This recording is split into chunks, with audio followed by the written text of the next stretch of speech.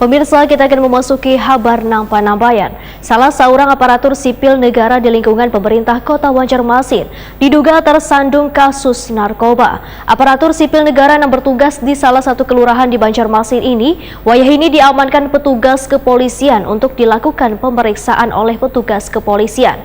Pemerintah kota pun masih menunggu hasil pemeriksaan.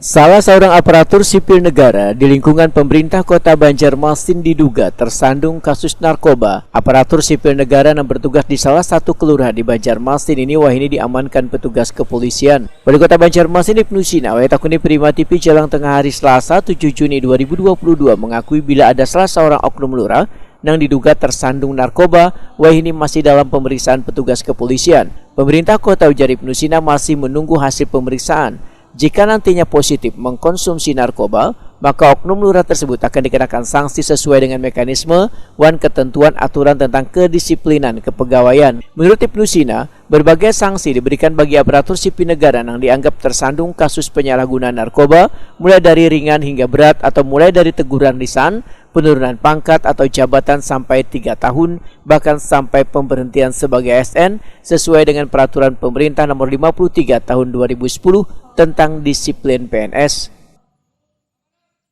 Terlibat narkoba. Oh iya, ada kemarin isunya, tapi masih ditelusuri oleh tim.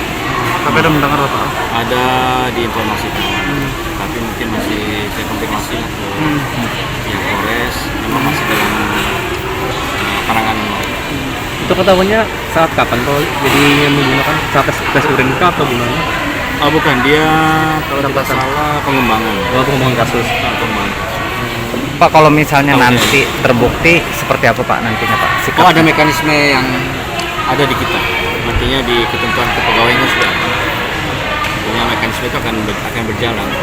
Misalnya akan terhukum ancaman 5 tahun ke atas, itu kan pasti akan ada aturan tentang disiplin pegawai negeri, disiplin ASN. PP 53 2000 berapa? PP 53 ya. Ada itu aturan terkait dengan pegawai. Jadi bisa kemudian dicabut status ASN? Tergantung nanti ancamannya berapa.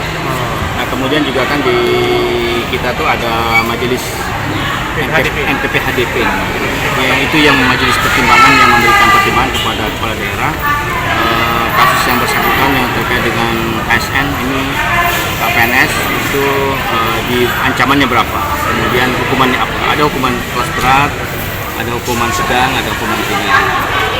Kita sampai pada pemberhentian. Hukuman berat itu kan sampai pada pemberhentian.